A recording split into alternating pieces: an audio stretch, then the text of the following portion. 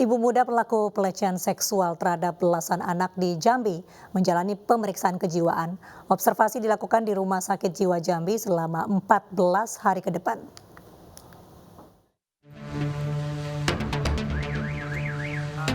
Dengan pengawalan ketat, pelaku pelecehan seksual 17 anak di bawah umur, YA 25 tahun, Selasa pagi dibawa ke Rumah Sakit Jiwa Jambi untuk diperiksa. YA langsung dibawa ke ruang pelayanan medis sebelum diobservasi oleh petugas. Kabid Pelayanan Medis RSJ Jambi, Zakaria, menyebut YA akan menjalani observasi selama 14 hari ke depan. Dalam pemeriksaan kejiwaan nantinya akan berkoordinasi dengan spesialis kejiwaan dan psikologi untuk mengetahui hasil kejiwaan pelaku pelecehan setelah ditangani oleh tim dokter Rumah Sakit Jiwa. Sebelumnya, YA, ibu muda satu anak, ditetapkan sebagai tersangka usai melakukan pelecehan seksual terhadap 17 anak di bawah umur, yang 2 diantaranya merupakan perempuan. Dari hasil pemeriksaan polisi, tersangka diketahui mengajak korban masuk ke dalam kamarnya untuk menonton film porno saat suaminya tidak ada di rumah. Ibu satu anak ini diduga memiliki seks menyimpang. Polisi juga telah memeriksa suami pelaku yang mengaku YA kerap mengancam akan membunuh anaknya jika tidak menuruti nafsu seksual pelaku. Pelaku sebelumnya juga mengaku sebagai korban pemerkosaan dan melukai diri dengan silet. Dari hasil pemeriksaan kami temukan keterangan baru tentang perilaku kepribadian dan juga mungkin nanti akan didukung dengan hasil pemeriksaan kejiwaan bahwa ada perilaku yang dianggap menyimpang. Sementara para korban telah menjalani pemeriksaan psikologis dan konseling didampingi oleh orang tua mereka.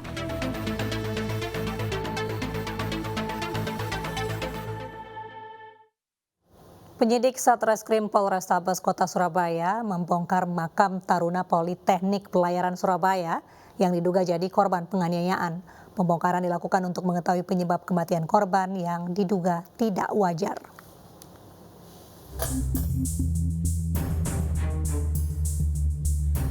Penyidik Satreskrim Polrestabes Surabaya membongkar makam Taruna Junior Politeknik Pelayaran Muhammad Rio Ferdinand Anwar yang ditemukan tewas di kamar mandi kampus Politeknik Pelayaran Surabaya. Pembongkaran dilakukan di pemakaman umum Desa Puloniti, Kecamatan Bangsal, Kabupaten Mojokerto. Pembongkaran makam dilakukan atas permintaan keluarga karena orang tua korban menduga anaknya meninggal karena dianiaya lantaran terdapat sejumlah luka lebam. Ekshumasi ini tujuannya adalah agar dari tim forensik Polda Jatim bisa menentukan apa yang menjadi penyebab kematian, sehingga itu penting sekali untuk dalam rangka penyidikan. Ini kemarin sempat dilakukan otopsi juga atau gimana, Pak? Kemarin tidak dilakukan otopsi karena permintaan daripada keluarga, hanya visum di luar. Sementara itu pihak kampus menyerahkan kasus tersebut ke aparat kepolisian. Jika terbukti adanya pidana, pihak kampus akan memberikan sanksi tegas. Kalau memang ada tindak pidana kami serahkan ke pihak polisi. Kalau memang dari sisi aturan pendidikan dan arahan dari Kepala Badan Pengembangan Sumber Daya Manusia Perhubungan sudah jelas mengutuk keras. Sekali lagi, mengutuk keras tindakan-tindakan kekerasan itu.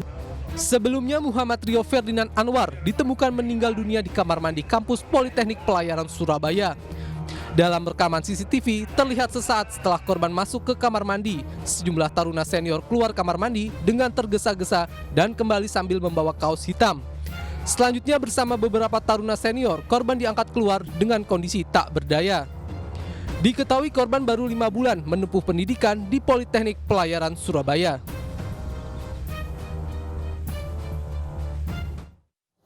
Badan Pengawas Obat dan Makanan (BPOM) menarik sementara peredaran obat sirop Praxion dari pasaran. Penarikan itu dilakukan sebagai upaya pencegahan terjadinya kasus baru gagal ginjal akut pada anak usai seorang balita meninggal dunia mengkonsumsi obat ini.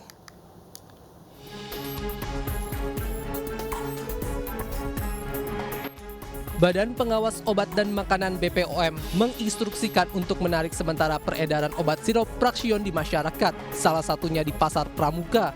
Ketua Harian Himpunan Pedagang Farmasi Pasar Pramuka mengaku dirinya sudah menghimbau para pedagang obat lain agar tidak lagi menjual Praxion dan mempertanyakan fungsi pengawasan dari BPOM. Jadi memang barang ini memang bagus. Cuma juga kita sangat menyayangkan, kami dari Himpunan Pedagang Farmasi Pasar Pramuka menyayangkan kok ada berita seperti kayak begini lagi. Jadi Kami hanya mempertanyakan fungsi dari Badan Pengawas Obat dan Makanan, fungsinya apa gitu loh, kok timbul lagi. Sebaiknya untuk seluruh jenis ditarik dulu, kemudian diperiksa, baru diperbolehkan lagi beredar. Jadi jangan seperti kayak sekarang, jadi membingungkan masyarakat dan sangat merugikan kami para pedagang gitu.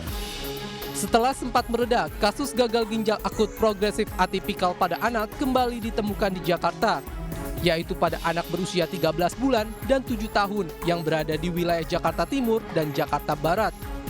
Dari 2 kasus tersebut, 1 diantaranya yang merupakan bayi berusia 13 bulan meninggal usai mengkonsumsi obat sirup penurun demam bermerek Traxion.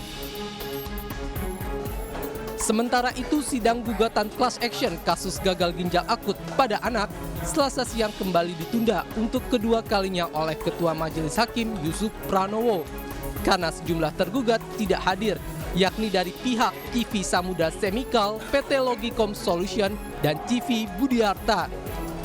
Ia pun meminta para tergugat untuk hadir di persidangan selanjutnya. Penggugat sekaligus orang tua balita, Safitri Putra, mengaku kecewa dengan ditundanya kembali persidangan dan menilai tidak ada keseriusan untuk mengungkap kasus tersebut. Rencananya sidang akan kembali digelar dengan agenda yang sama pada 28 Februari 2023 mendatang. Kita beralih ke informasi harga minyak bersubsidi minyak kita yang naik dan kembali langka di pasaran. Di samping itu, masyarakat juga mengeluhkan kenaikan harga beras premium.